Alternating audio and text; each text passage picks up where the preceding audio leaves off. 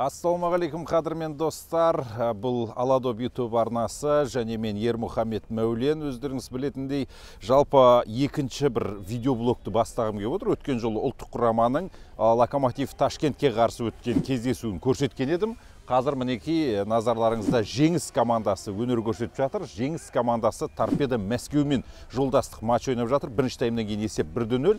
Жаңадан алған футболшылары бар екен. Жеңіс командасының әсіресе Жетісу командасынан ауысып келген Асхат Балтабеков секілді, өткен жылдан бері қалған Берік Айтбаев секілді тәжірибелі футболшылар бар, және 6 легионері бар екен. Әзірге кейбір легионерлері ойнап жатқан жоқ, қосалқы құрамда секілді, және сонымен қатар топ трансфер болды. Бұл Исламбек Қуаттың осы Жеңіс командасымен жаттығу жасап жүргендігін біз өз көзімізбен көрдік. Ол туралы инсайтта айтқан болатынымыз. Ендеше біз кезекті видеоблогымызды бастаймыз. Сіздер видеоблогымызды көріп, тамашалап, лайктарыңызды басып, комментарий жазып отырыңыздар достар.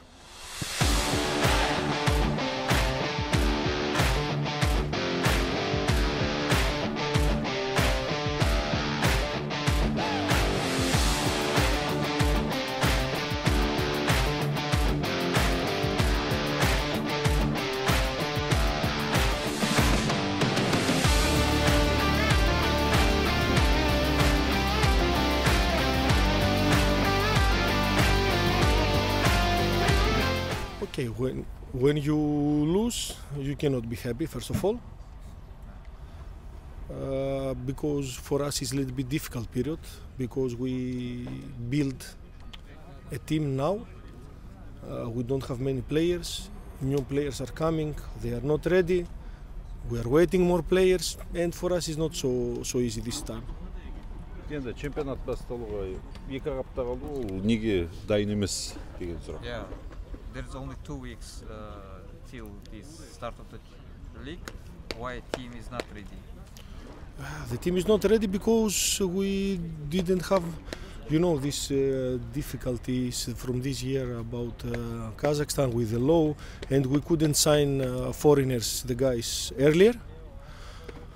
So of course we are not ready, and we will not be ready in the first 2 games. That's sure. We will be ready only after the break of the national team. But of course, we try to do the best for these 2 games and after to prepare the team. Енді тағы да усиление бола ма командада? There will be any new signings? We are waiting. We are waiting 2 players in 2 positions in attacking. I think we are close to sign. I think next 2-3 days we will have these 2 players and we will close the squad. Жеңіс Торпедо матчынан кейін Асхат Балтабековпен сұхбаттасудың реті келіп тұр. Асхат, жалпы бүгінгі матч қалай өтті команда үшін? Бүгінгі матч өте қиын болды бізге, өте тартысты. Торпедо командасы мықты, деңгейі жоғары, өйткені олар қазір РПЛ-ға шығу үшін таласып жатыр. Игроктар өте жоғары деңгейде ойнайды. Бірақ бізде қазір әлі құрамымыз 100%-ға толған жоқ, әлі ақырындап келе жатқан маусымға дайындалып жатыр. Өзіңіз білеткендей нагрузка көп болып жатыр қазір. Сол, былай ойын жайлы айтсам, көп момент болған жоқ бізде, бірақ тырыстық алда момент жасау. Сол. Енді ұлттық құрамада бас бапкер ауысты, Али Алиев қазір жинап, ұлттық құрама қазір ойындар өткізіп жатыр. Жалпы ол жағдан не хабар бар дегендей, ұлттық құраманың ойыншысы ғой енді қанша дегенмен? Енді бапкер ауысты, енді ұлттық құрамаға түсуге тырысамыз. Әрқашанда жұмыс істеп, дайындалып, әрқашанда дайынбыз. Ұлттық құраманың жейдесін киіп ойнап дегендей. Оның үстіне грекиялық маман Аквис Вавалисті көбісі мақтап жатады, футболистер өте ерекше жаттығулар жасайды дейді. Сол енді бір құпиялары бар шығар, сол туралы бір кішігірім айтып өтсең, енді ол қандай бапкер екен жалпы? Қазақстанда жоқ шығар ондай бапкер. Енді біріншіден барлық жаттығулар, барлық теориялар ағылшын тілінде өтеді. Ол бір не бар, құпия. Екінші ол тактика жағынан кішкене өзгерістер бар, қалай қорғаныста ойнау керек. Кішкене біздің басқа тренерлерде бір тактика кішкене андай схожий дейді ғой. Осы бапкерде андай кішкене басқа өзгерістер бар. Детальдар сондай көп та. Қандай қорғаныста қалай бару керек, қалай атакаға шығу керек, соның бәрі.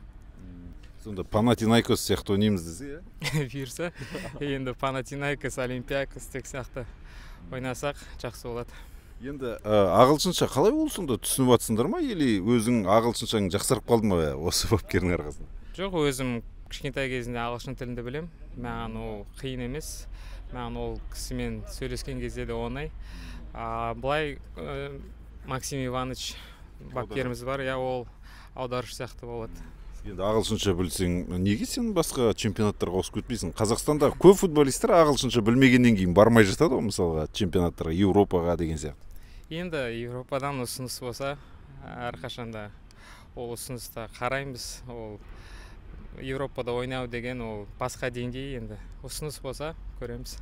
I am ready дейсің. Let's go. Біздің қасымызда Берік Айтбаев. Берік, жалпы бүгінгі Торпедо Мәскеуге қарсы өткен матч туралы айтып өтсең, неге жалпы кейбір шабуылдар голға айналмаған секілді, нәтижеге жалпы көңілдерің толмайды шығар, енді ұтылып қалдыңдар дегендей? Иә, нәтижеге көңіліміз толмайды. Тырыстық, бапкердің айтқан нұсқауымен. Өздеріңіз көргендей, 1-0 есебімен ұтылып қалдық. Енді бізге бұл как тәжірибе ретінде, енді Құдай қаласа чемпионатта бәрі жақсы болады деген ойдамыз. Аквис Вавалис деген грекиялық бапкер осы. Қазақстанда жалпы грекиялық бапкерлер болмайды ғой, жалпы. Қандай ерекшелігі бар, бір қызық бапкер сияқты менің ойымша. Неге өткен жылы өздеріңіз көргендей өте көптеген тәжірибесімен бөлісіп, көптеген жұмыстармен атқарумен премьер-лигада қалдық. Өздеріңіз білетіндей, өздеріңіз көргендей өте жақсы көмектесті деп айтсам болады. Жоқ, енді бір құпиялармен бөлсе, енді тренировкасы бөлек па кішкене? Чемпионатта көре жатасыздар. Хотя бір-екеуін айтса деген ғой? Жоқ, ондай жоқ. Ондай жоқ. Жалпы Христофор Хаски не дейді грекияды ғой? Жалпы Таразда көп қой бізде грекиялық футбол мектебіміз ғой біз. Енді чемпионатта көріліс деп ойлаймын енді. Бәрі чемпионатта болады. Құдай қаласа, алда бәрі. Аладоп YouTube арнасындағы видеоблогымызды одан ары қарай жалғастырамыз. Қадірменді достар, бұл Қазақстан ұлттық құрама командасы Солтүстік Корея арасындағы матчымыз жаңа ғана басталды. Қазспорт арнасы тікелей эфирден көрсетіп жатыр, өздеріңізді көріп жатқан боларсыздар. Ал мен матчтан кейінгі осындай пікірлерімді білдіріп тұрайын. Жалпы айта кетуіміз керек, мына Солтүстік Корея деген өте мықты команда. Мінекей Қазақстан құрамасы қазір шабуылдап жатыр. Гол салатын тамаша мүмкіндік болып жатыр, және қазір Айбар Жақсылықовтың алдын орап қақпашысы шығып кетті. Мінекей Солтүстік Корея командасы негізі рейтингте бізден жоғары тұр екен, былай қарасаңыздар. Әлем чемпионатының іріктеуіне қатысып жатыр екен. Кезінде 2 рет әлем чемпионатына шыққан бұлар. Біз шықпағанбыз да әлі.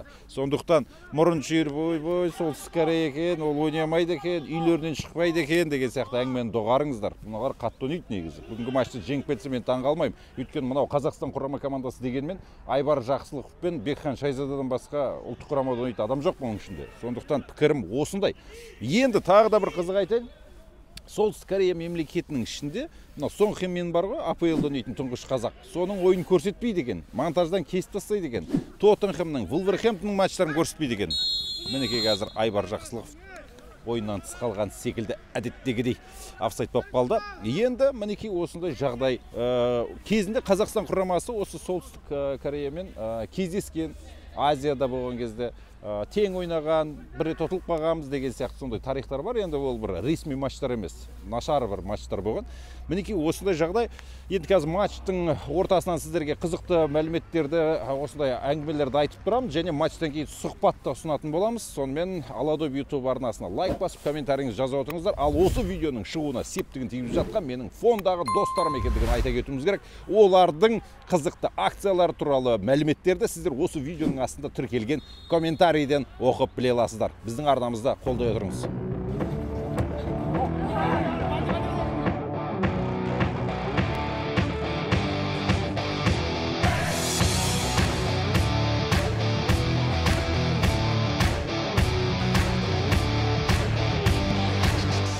Қазақстан құрама командасы қазір ғана гол жіберіп алды. Бекхан Шайзада алаңға алмасып шыққан еді.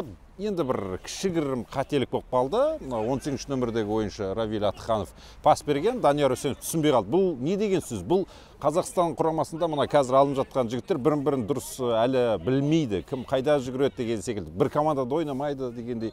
Ұлттық құрамаға да бірінші рет алынып отыр. Бұл ұлттық құрамаға ішінде жалпы ешқашан шақырту да алмаған, расширенный списокке де түспеген адамдар ғой, сондықтан түсінуге болады. Мына кәрістер өте қатты жылдам екен. Масқара жылдам ойнап отыр. Енді қазір алаңға Оралхан Өміртаев шығып келе жатыр. Енді Оралхан бір гол ұратын шығар деген ойдамыз. Сонымен Қазақстан құрамасы оралатын шығар ойынға деп отырмыз. Таразы басын теңестіру керек қазір бізге. Мінекей.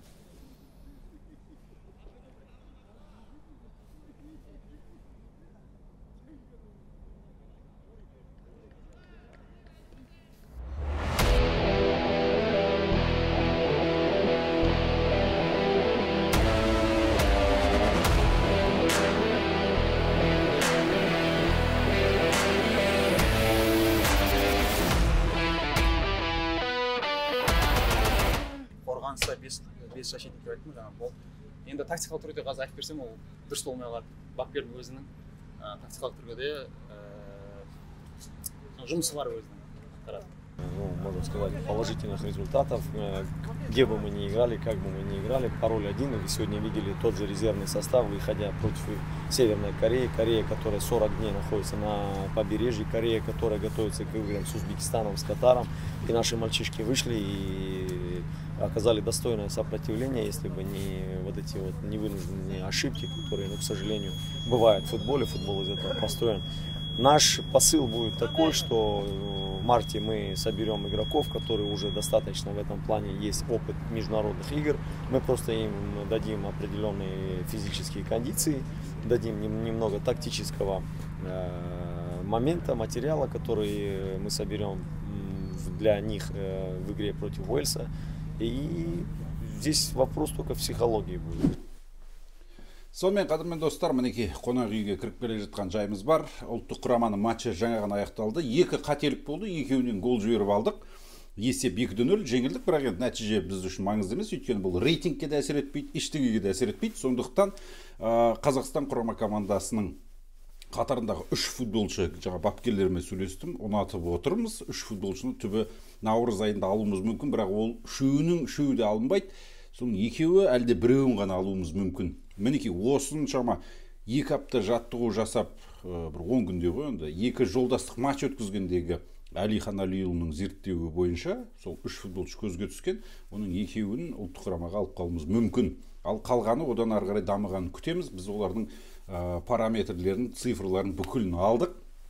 Сол бойынша жұмыс істейміз деп отыр. Ендеше көрейік, наурыз айында енді Уэльске қарсы матч және Лихтенштейнге қарсы матчта ұлттық құрамаға сенеміз. Әлихан Алиұлы бірдеңе жасайды деген ойдамыз. Осындай сенімдеміз, қадірмен достар. 1 ай ғана уақыт қалды бізде. Сол 1 айдың ішінде барлығы да белгілі болады. Және КПЛ-дің 2 туры өтеді. Соған байланысты да көп нәрсе өзгереді. Сондықтан, қадірмен достар, осы видеоны тамашалап, лайктарыңыз басып, комментарий жаза отырыңыздар. Комментарийлерге мен өткен жолы жауап бердім. Осы жолда әдемі керемет пікірлер жазған кісілерге мен өзім жауап қатып отырамын. Бір-бірімізбен байланыс орнатайық. Аладо YouTube арнасын қолдай отырыңыздар. Бүгінгі видеомыз осымен тәмам. Жеңісті күндерде жүздескенше ағайын. Деп кетіп қалсаң еді.